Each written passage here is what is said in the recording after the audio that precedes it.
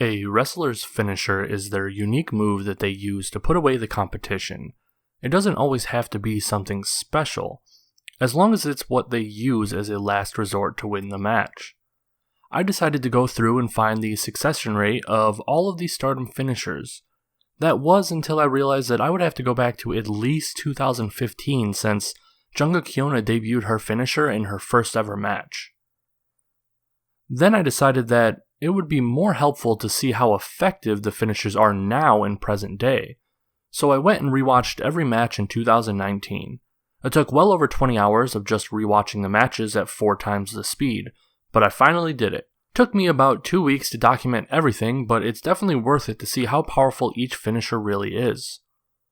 I'll be splitting this video up between submission finishers and regular finishers. Doing this, I actually discovered something pretty interesting about submissions that I never realized before. How I documented these is that I split them into different classifications. Wins, which were every time that the finisher finished the match, whether it be a tap out or a 3 count. Kickouts, every time the move was fully locked in and either broken out of if it was a submission or kicked out of before the 3 count. Released, where the move was purposely released by the wrestler before the win. Interrupts, where by some interference by a third party the move was unsuccessful. Then rope break, which is pretty obvious anytime a wrestler was able to either break the 3 count or end the submission by reaching the rope. A move was not counted unless fully locked in or done perfectly, so no finishers that were done with one arm or submissions that weren't fully in position. I split the percentages between win percentage and effectiveness percentage. Win percentage is only counting wins and kickouts, nothing else. The effectiveness is the percentage of times that the move was fully locked in, but by some instance did not succeed. This counted everything. For every wrestler, I chose 1 or 2 moves that could be considered a finisher for them. If they had an ultimate finisher, then for some, I'd just use that. Others where they have 2 moves they tend to end matches with regularly, I use those too. So you don't need to comment saying so-and-so's move isn't a finisher but a signature. Submissions. Starting with Azumi and her tilt-a-whirl armbar takedown, Azumi started doing this move relatively recently compared to her wrestling career. While it could be argued that this is not a finisher but a signature, to me it seems more like a finisher. She has a win percentage of 100% and an effectiveness of 27.78%. If you look at the stats, she has 5 wins with the move, but with her 1 release, 1 rope break, and 11 interrupts, her effectiveness went down drastically. Next up is Hanakamura's Octopus Hold Takedown, which is one of the most brutal looking submissions I've ever seen. When she puts this in, it makes me cringe. Her win percentage is 100%, but her effectiveness is only 13.04%. This might be surprising, but if you look at the stats, you will see that all year she has only won 3 matches with this move. That wouldn't mean much, but with 1 release, 10 interrupts, and 9 rope breaks, you can see why on average this move is just not as effective as finishing matches. Some moves lose effectiveness because of multi-person matches, but even without the interrupts, there were 9 separate times that someone was able to wiggle their way to the rope to break out of the hold. Next is Hanakamura again, but this time with her new move. It starts as an octopus hold takedown and then transitions into what she calls the hydrangea. This move has only been done a couple of times, having been debuted only recently. Like most new moves, the win percentage is 100%, and the effectiveness is 100% as well. She currently has 4 wins with the moves, so it will be a while before this move will have some blemishes on its record. Next is the meme finisher, the Triangle Lancer, by Konami. This move is awesome by itself, but was sold to us through Konami's adamant statements that the move had a 100% win rate. Well, she isn't wrong with the win percentage is 100%, but the effectiveness rate is actually 78.57%. That's still good, but there are 2 instances where a person was able to get to the rope before tapping out. Once by Toni Storm and another by Arisa Hoshiki. There was also 1 time where the move was interrupted after being fully locked in. This move really made me think if rope breaks should count towards the win percentage, but in the end I decided not. Konami currently holds 11 wins with this move with no kickouts, which if you are noticing a pattern should be obvious. The last submission finisher is Utami Hayashishita's Torture Rack. This move is one of the more ultimate power moves, as you need to be very strong to properly implement it. The win percentage is 88.89% and the effectiveness is 66.67%. So as you noticed, every single submission finisher in Stardom has a 100% win rate except this one. This one has 8 wins, 1 kickout, 1 release, and 2 interrupts. I honestly forgot to mark down who was the person who broke out of this one, but after thinking about it for a while, I believe it was Andres Miyagi. Doing this, I honestly was very surprised because as you can see, every submission except one has a 100% win rate. This kind of blows my mind because Konami has made such a big deal about hers being 100% that I assumed it wasn't a common thing. Of course, this is only counting 2019, so some of these moves could have been broken out of before. But the reason I chose just 2019 is because that is almost 9 months of data. Doesn't matter if the move was broken out of last year if for the last 9 months it's been unbeatable. Regular moves. Let's move on to the regular finishers of Stardom. Basically everything that isn't a submission move will be a part of this section. Starting off with Andres Miyagi and her Tombstone Piledriver. This one was hard to choose as I don't know too much about Miyagi outside of Stardom. According to the Fire Pro Wrestling World Stardom DLC, her finisher is a kind of Samoan driver, but she almost never uses that move in Stardom as a finisher, and even then it isn't too effective. Her win percentage with the Tombstone Piledriver is 100% with an effectiveness of 100% as well. Every time she has pulled this move off in Stardom, she has won the match with it. It's pretty effective. She is currently sitting at 7 wins with the move with no interrupts or anything like that. Basically, this move goes off, you lose. Next is Arisa Hoshiki's Brazilian Kick. The move that is as devastating as it is sweet looking. This move has a win percentage of 100% and an effectiveness of 90.91%. With 10 wins and only one time that it was interrupted, this move is pretty much a death sentence for whoever is hit by it. Its quick nature and power allows it to be used even in multi-person matches and not have to worry too much about someone interfering. Next is Azumi again with the top rope double foot stomp, which has been a staple of her moveset for a long time.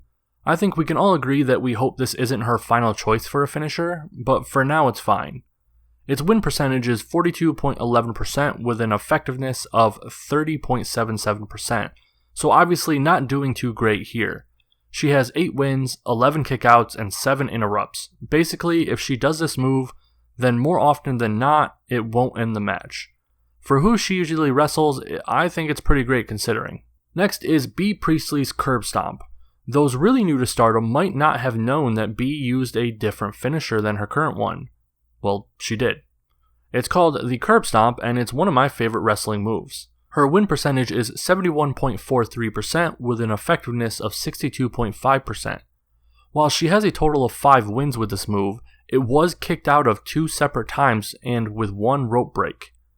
Since this is a move that she has replaced, these might be the only instances that we will actually see the move again. So on to B's new finisher, the Queen's Landing. Her name for the Japanese Ocean Cyclone Suplex. This move was followed by some controversy as the originator of the move was upset that B was using it. Right now this move is pretty unstoppable. With a win percentage of 100% and an effectiveness of 91.67%, this move is a match ender. With 11 wins and 1 interrupt, there was one instance where the move was kicked out of, but B didn't have the move fully locked in, so it doesn't count. Moving on to everyone's favorite assault commander, Hazuki, and her old finisher, the Bombs Away. The Bombs Away was a diving seated senton. She used this a lot before her attempt at doing the Shooting Star Press, and then went back after being unable to do the move anymore. She has recently started using a diving senton again, but I won't be counting that move here. The win percentage is currently at 0% with an effectiveness of 0% as well. This might seem bad, but it has 1 kickout and 5 interrupts, so during its last stint, it just wasn't doing very good. Hazuki is more known for her other finisher though, her flash pin, the Hazuki Stroll. This move was implemented when Hazuki really started focusing on being a high-speed wrestler. She has a win percentage of 80% and an effectiveness of 63.16%. The move is really effective in singles matches, as it's rarely kicked out of, having 12 wins, 3 kickouts, and 4 interrupts. As you can see, if she locks this move in, most likely she is walking away the winner. Next is Jungle Kiona with the Hammer Throw Powerbomb, a move that was one of the ones I was most curious about. We all know how unsuccessful Jungle is, so I was expecting her finisher to be practically useless. Well, turns out her win percentage is 100% with an effectiveness of 100% as well. This was surprising. Literally every time she's pulled this move off, she won the match with it. The problem arises from the fact that she only has 4 wins with it. While she doesn't use it very often, it is a game finisher for sure. Kagetsu currently has 2 main finishers, both very awesome and both very effective. The first one is the Odo Coaster, which is a 450 splash. For most matches involving her, she usually attempts this move at least once. Its win percentage is 60% with an effectiveness of 42.86%, with 6 wins, 4 kickouts, 1 release, and 3 interrupts. This move isn't the end-all be-all of a finisher, but for most of the roster it will put them away for sure. Her other move is the Death Valley Bomb or the Death Valley Driver depending on the location. The original name Death Valley Bomb was changed to Death Valley Driver in the West. This move is Kagetsu's last resort, usually pulling this out when her Odo Coaster is unsuccessful. The win percentage is 100% with an effectiveness of 100%. This move gets the job done. She has 4 wins with this move, not very many, but it didn't get kicked out of a single time this year or interrupted. Next will be a pretty big shocker for you. It's Leo Onizaki's Leo Clutch. This is her flash pin variation. It's kind of a crucifix pin. I was actually completely taken aback by this outcome. The win percentage is 66.67% with an effectiveness of 11.76%. Leo has won 2 times with this move with 1 kickout. A kickout by Utami Hayashishita, 1 rope break, and a whopping 13 interrupts. As I was going through the year, I started noticing that Leo's move never got kicked out of. I actually started rooting for her because that's such an interesting detail that I just never noticed. Only recently did Utami kick out of it, which is pretty amazing. Next is Mayu Iwatani and her moonsault. After Io Shirai left, Mayu started implementing the moonsault and she has been pretty dominant with it. With a win percentage of 100% and an effectiveness of 100%, Mayu's moonsault is unstoppable. She has 6 wins with this move and that's it. No kickouts, interrupts, or rope breaks. She hits this and it's over. Every time. The move most associated with Mayu Iwatani though is the Dragon Suplex. Well, the problem is that she has 2 separate versions, and I chose the 2-step Dragon Suplex. This is her ultimate finisher, so it was an obvious choice. Well, that was until I finished and found out that she hadn't pulled off the move a single time all year. There are no wins, kickouts, releases, interrupts, or rope breaks. If I'm correct, she hasn't even attempted the move all year. This was kind of a shocker. Next is Momo Watanabe's Peach Sunrise. My favorite move in Stardom done by my favorite wrestler. This move is impactful and awesome looking.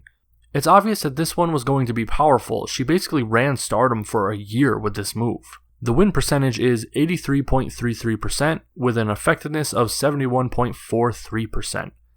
This might seem low, but as time goes on, the chances of a move going undefeated lowers and lowers.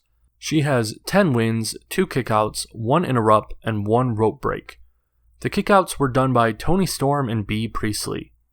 If you ever wanted to know why some people are upset with how Stardom books foreigners, the only 2 people to ever kick out of this move should give you a clue. Next is Natsuko Tora and her newer move, the diving leg drop. She recently started doing this move as an alternative to her main finisher. The win percentage is 75% with an effectiveness of 60%. With 3 wins, 1 kickout, and 1 interrupt, this move isn't performed very often. It does have a pretty good stopping power though, so not something to be looked down on. Natsuko's main finisher and one of the cooler moves on the roster, the F-Crash, which is a swinging side slam. This move is very awesome to see and one of the best things about Natsuko. The win percentage is 42.86% with an effectiveness of 23.08%. This shouldn't be too surprising since Natsuko has been on the lower side of the card most of her career, even when she was second in John. She was still one of the weaker wrestlers. I am curious why she is so willing to throw this move out there though if she knows it's going to be kicked out of. Maybe she doesn't plan on this being her main finisher forever. Next is Saki Kashima and her finisher My Emblem. I was curious about Saki because it feels like she almost never does a move too much, always switching it up. I thought she would at least have a couple wins with this, but I was wrong. This move doesn't have a win percentage because she got no wins or kickouts with this move this year. She does have 3 interrupts, so her effectiveness percentage is 0%. This was very surprising to me as I always felt like the move was at least average, but at least it wasn't kicked out of this year. Then she has her other move, the Revival, a move that I only recently learned the name of. It's Saki's flash pin and a move she has gotten wins over some really big names with. The win percentage is 70% with an effectiveness of 43.75%. This is very crazy for a flash pin if you think about it. A move that could be done at any time. If you are in a singles match with her, there is a 70% chance you could lose in an instant if she gets this move off. She has 7 wins, 3 kickouts, and 6 interrupts. Want to hear something even more impressive? The 3 people who kicked out of it are Andres Miyagi, Momo Watanabe, and Mayu Iwatani. Some insanely talented and top tier people. Having only those people kick out of your move this year is nothing to be ashamed of. Next is Saya Ida, the small giant herself. With her flash pin, the Idabashi, I debated on whether I should add this move or not, because it's not really a move. Then I thought, well, I'm counting the Hazuki Stroll, so it would be hypocritical of me to not include this too. The win percentage is 42.11% with an effectiveness of 21.62%, with 8 wins, 11 kickouts, 17 interrupts, and 1 rope break. This move is not successful. All of her wins other than 1 was with rookies or underage wrestlers. This move is not effective against anyone higher than the lowest card. Next is a Starlight Kid and her Turning Frog Splash. This move was Starlight Kid's main finisher for a long time. She still does it, but it isn't her ultimate finisher anymore. The win percentage is 25% with an effectiveness of 17.39%. With 4 wins, 12 kickouts, and 7 interrupts, this move is abysmal when it comes to finishing the match. It's understandable that an old finisher would lose its effectiveness over time as you move on in progress though. This was only surprising because I always feel like Starlight Kid gets very protected, so I assumed her finishers would be the same. Next is her main ultimate finisher right now, the second rope moonsault. I honestly believe this is a transition finisher until she is ready to do a top rope moonsault. The win percentage is 100% with an effectiveness of 75%, with 3 wins and 1 interrupt. This move is deceptive though, as most of her wins with this move are on Hina, and as you can see, she only pulled off the moves 4 times and attempted a pin after. This is why I believe she is protecting it as her ultimate finisher. She rarely uses it unless she is going to win. Next is Tam Nakano. When I started this, I decided to just use her ultimate finisher, the Tiger Suplex. I regretted it very quickly. After a couple months in, I noticed she used her running knee strike as a finisher a lot. I was too deep in to add something because I would have to start over, so I just kept her Tiger Suplex as her only finisher for this video. It has a win percentage of 50% with an effectiveness of 50% as well. With 3 wins and 3 kickouts this year, this move is a coin flip. This is both surprising and not surprising at the same time. It's surprising because I feel like she rarely does this move, and it always felt like a match ender. It's not surprising at all because she usually pulls this move out in big matches, and she doesn't win those. Finally, we are at the last finisher, and it's Utami Hayashishita's Torture Rack Bomb. This move is absolutely amazing, and I love it. It's just so unique and devastating looking. Its win percentage is 80% with an effectiveness of 80% as well, with 4 wins and only 1 kickout by Jungle Kiona. This move is going to put you away when it's done. So there you have it. I started this journey wondering how effective each finisher was, and I believe I did a good job figuring that out. It's always interesting seeing a new finisher being debuted and wondering how long until that move fails them. Sometimes it's a long time, like Momo's, where they seem to be unstoppable because their move is so powerful. Sometimes it's just a transition move that they don't try to protect because they're dreaming of something bigger. As you all know, my favorite finisher is the Peach Sunrise. Tell me in the comments what's yours. Also, tell me which finishers you were the most surprised to hear the stats of.